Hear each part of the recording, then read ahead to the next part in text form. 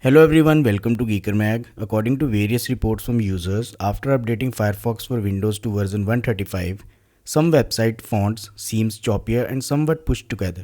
You can compare the fonts in the version 134 and 135 with the help of these screenshots shared by one user on Reddit. In the newer version, the company has changed the default font rendering method, which created this font mess. And users are not happy. If you made up to this video, then it's possible that you are one out of them for sure.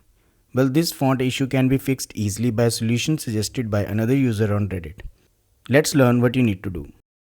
In the browser, you need to type about:config and hit enter. On this page, click accept the risk and continue. In the search bar, you need to copy paste this code.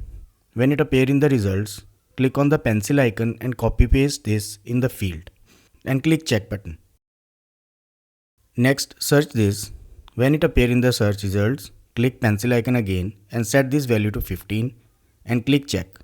After that, restart your browser and this should fix the font issue in the browser. Once the company fixes this issue, you can restore the default functionality by undoing the same steps.